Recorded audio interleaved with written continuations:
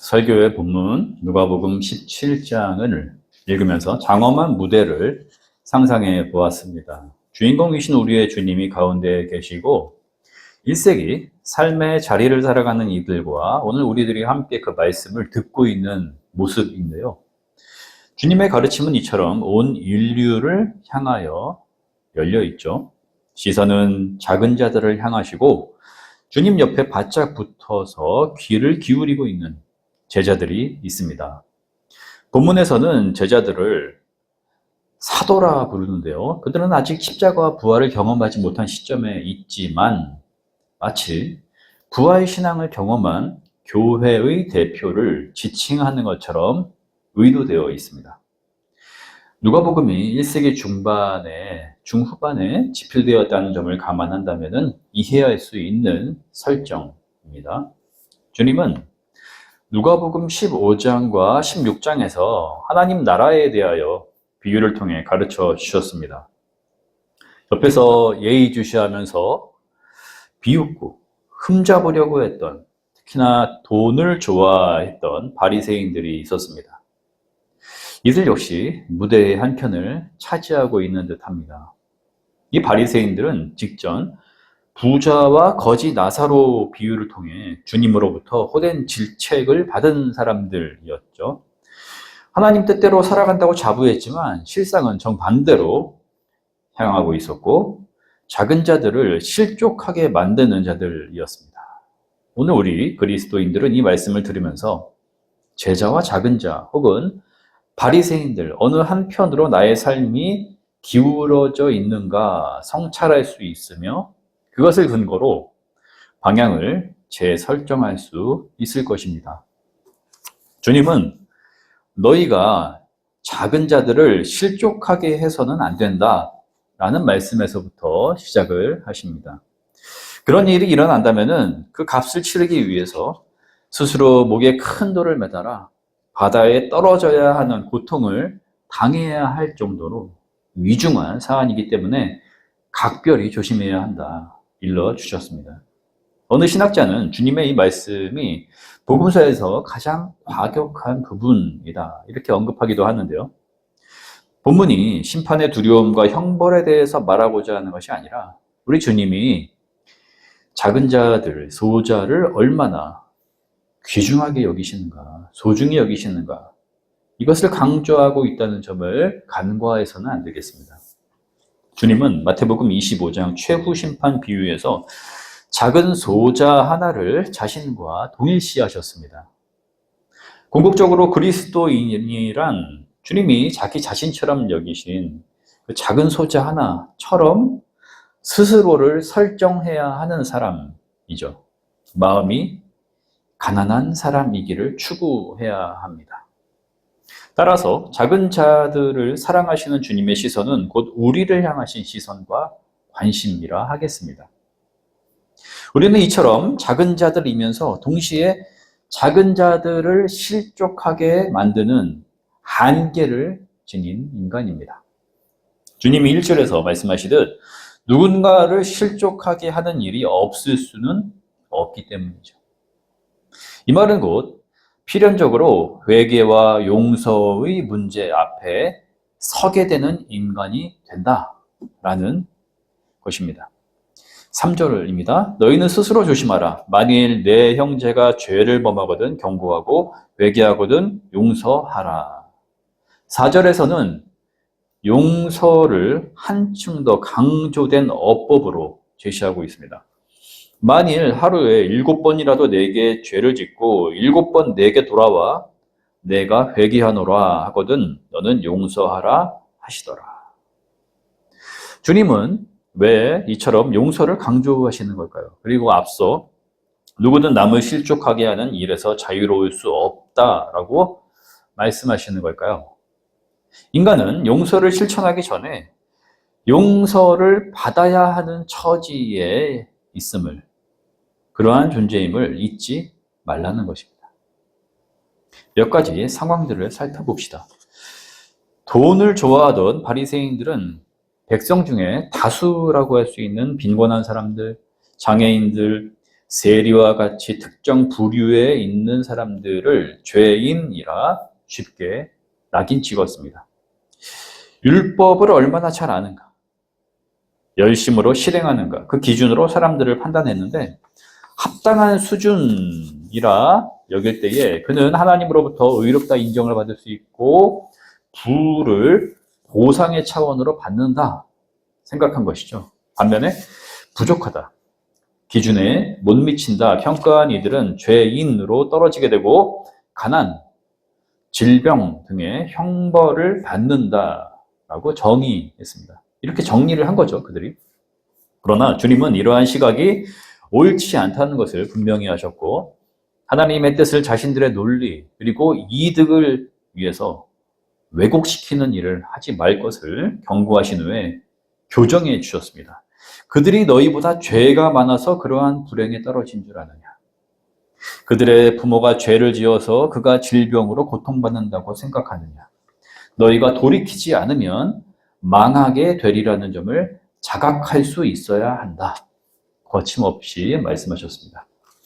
상대적 박탈감에 떨어졌던 이들은 자신들의 모습을 새롭게 바라보기 시작합니다.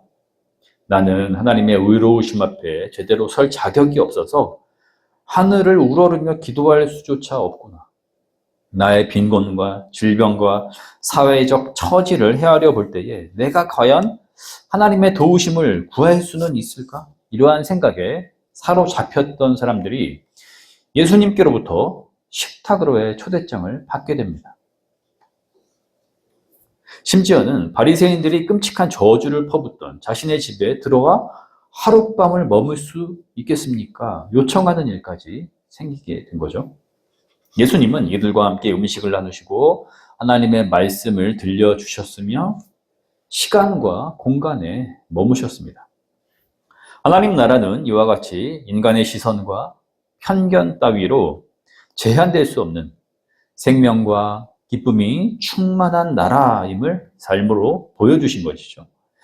이 작은 자들이 주님의 뜻을 거스르는 자들로부터 지속적인 폭력을 당하고 실족하는 일이 벌어지고 있었습니다. 종교 지도자들이 이들에게 용서와 자비를 베풀 수 있는 자들이었을까요? 오히려 하나님 앞에서 죄를 회개하고 용서를 구해야 하는 이들이 아니었겠습니까? 일부 학자들은 이 본문이 교회 지도자들을 향해 주어지는 경고의 말씀이라고 해석합니다. 그들에게 용서의 필요성이 강조된다는 점은 이러한 용서가 교회에서 잘 행해지지 않는다는 방증이 된다는 거죠. 권위의 문제, 계산적인 의도 때문일 수도 있겠지만 의외로 무관심 때문이었을 겁니다. 주님은 성도를 형제와 자매로 부르셨기에 누구든 먼저 수평적인 관계에서 자신의 모습을 돌아보는 일이 요청됩니다. 교회에서의 상호 용서는 주님이 말씀하신 바에 따라 한 가지 룰을 가지게 되는데요. 어떤 이가 하루에 7번이라도 돌이키면 그를 용서해야 한다. 즉, 용서치 않음이 허락되지 않는다입니다. 분명 쉬운 일이 아니었을 겁니다. 1세기 교회를 둘러싸고 있는 세상은 율법의 잣대로 의로움을 평가하고 그 기준에 떨어지면 정죄되던 시대였습니다. 또한 로마 제국은 상류층을 중심으로 명예로움을 추구했는데 그 자격에 미달되면 수치를 숙명처럼 받아들여야 하는 문화였죠. 상대를 어떠한 기준에 따라서 판단하기를 거부하고 예수 그리스도 안에서 하나님께로 받아들여진 새로운 존재라 여기면서 횟수에 제한 없는 용서를 베풀고 형제와 자매로 공동체 안에 받아들인다는 것이 얼마나 어려운 일이었겠습니까? 하루에 7번 동일한 대상을 향해서 용서를 베푼다는 상상을 해보십시오. 계속해서 검증해보고 싶은 마음이 들지 않았을까요? 질책하고 권위로 내치고 싶은 마음이 들지 않았겠습니까? 그런데 그러한 일이 허락되지 않은 것입니다. 오늘날 이 용서의 문제가 교인들 사이에서도 여전히 발목을 붙잡고 있습니다. 어떤 말씀은 부담스러워서 그냥 넘기고 싶어. 이러한 생각이 들 때에 아마도 오늘의 본문이 그 유력한 후보군이 되지 않겠나 싶습니다. 그 사람하고는 절대 같은 구역 못해. 저 사람하고는 함께 봉사하고 싶지 않아. 이러한 경우가 종종 있죠. 교회에서뿐만 아니라 일상생활에서 우리는 용서를 조건 없이 나를 내려놓고서 실천하기를 어려워합니다. 당신을 용서하면 내가 무시당하는 것 같아. 내가 열등해지는 거 아니야? 내가 전에 한두 번 그러한 자세를 보여줬으니까 이제 좀 지켜보겠어. 내가 왜 당신한테 용서를 베풀어야 하지?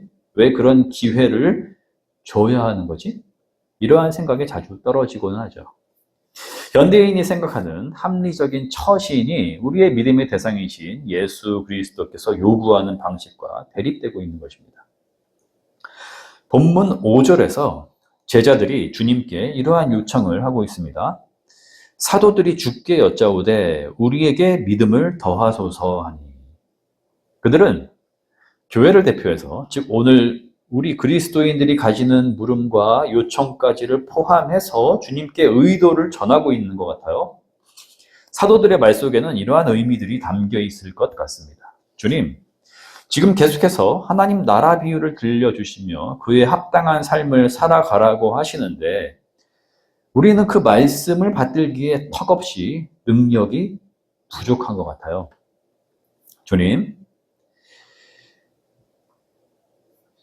주님은 지금 작은 자를 실족시키지 말라고 하셨는데, 매우 강조를 하셨는데, 우리는 매사에 어떻게 조심해야 할지 잘 모르겠으니 우리에게 믿음을 더하여 주십시오.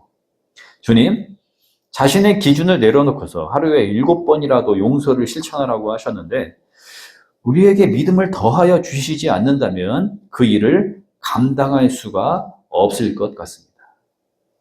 이러한 것들 말이죠. 주님은 사도들의 요청을 듣고서 그래 너희들이 참으로 구해야 할 바를 구하였구나 칭찬하지 않으셨습니다. 합당한 대답을 주신 것이 맞을까? 라는 생각이 들 정도의 말씀을 주시는데요. 두 가지입니다. 먼저 너희에게 겨자씨 한 알 정도의 믿음이 있어도 이 뽕나무에게 명해 뿌리가 뽑혀 바다에 심기워지게 할 수 있다. 입니다. 그 다음으로는 비유의 형태로 주셨는데요. 밭을 갈거나 양을 치는 종이 저녁이 되어 돌아왔을 때에 주인이 그 종을 보고서 여기에 와서 앉아서 먹게 라고 말하지 않고 도리어 내가 먹을 저녁상을 준비하고 너는 내가 먹는 동안에 수종을 둔 후에야 너의 몫을 먹으라 말하지 않겠느냐는 것입니다. 주인이 종에게 감사할 일이 아니라 종이라면 마땅히 그리해야 한다는 것이죠. 주님은 자연스럽게 소자 한 명에게 대하는 태도, 용서를 대하는 원리를 말씀하시고는 이제 제자가 예수 따름의 실천에서 필요한 동력을 어디에서부터 찾을 수 있는가의 문제로 이끌어 가십니다. 너희가 자신에 대해서 현재 평가하고 있는 적은 믿음이라는 것이 대체 무엇이냐? 너희가 지금 요구하고 있는 믿음을 더하여 주소서라는 말의 의미가 가진 뜻이 무엇인지를 옳게 분별하라는 것입니다.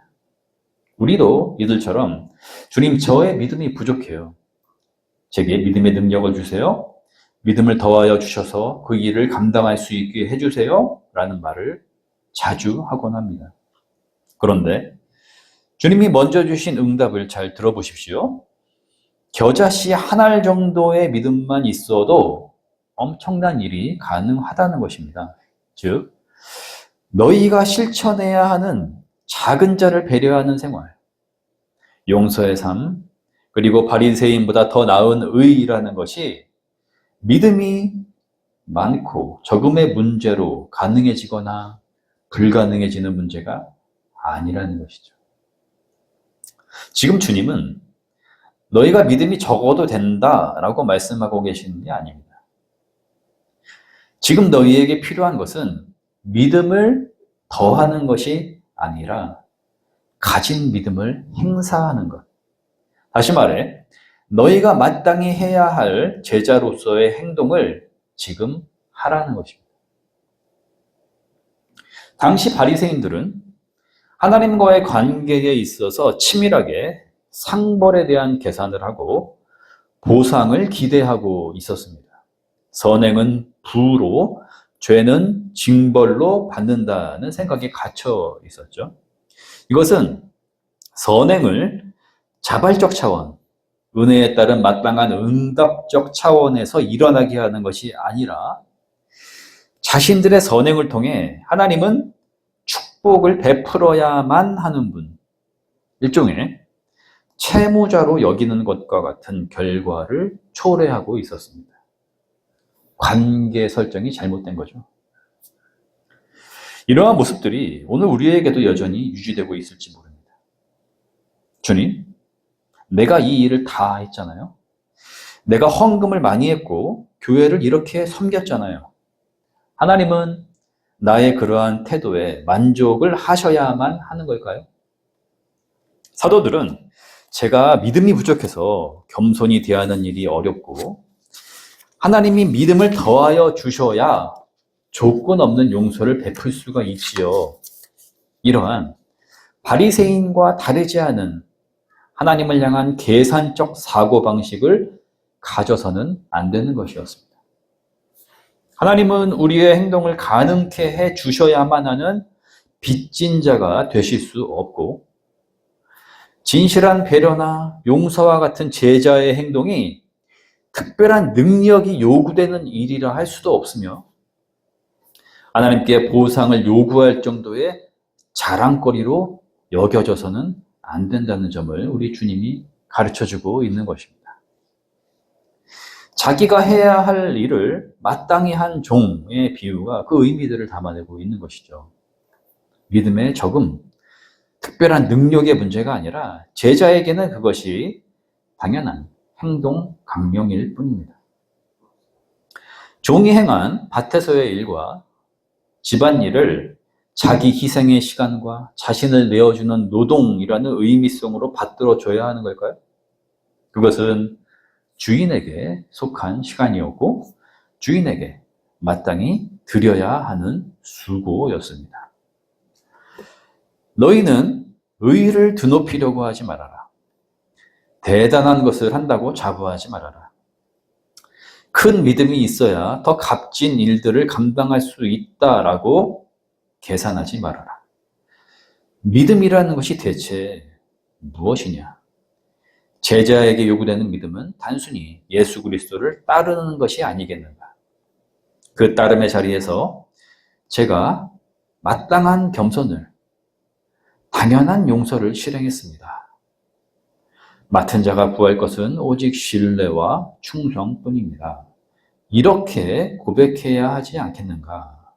오늘 주님이 우리에게 말씀하시는 듯합니다.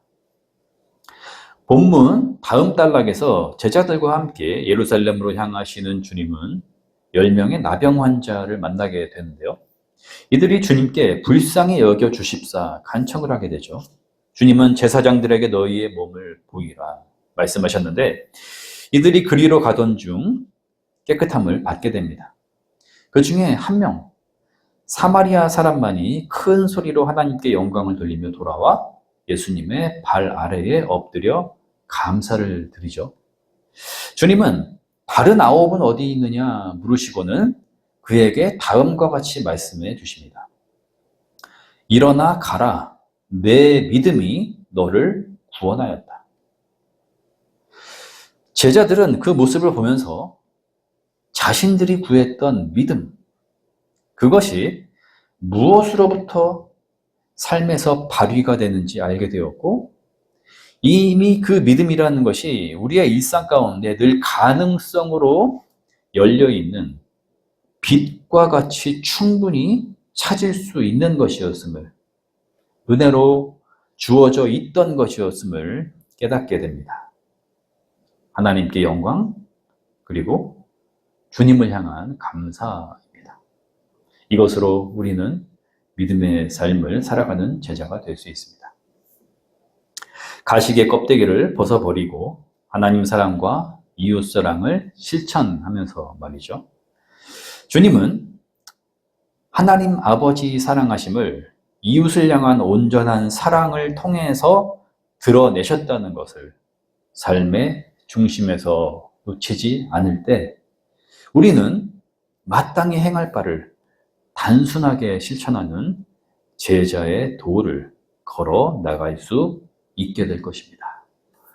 모든 지각에 뛰어나신 하나님의 평화가 그리스도 예수 안에서 우리의 마음과 생각을 지키실 것입니다. 아멘.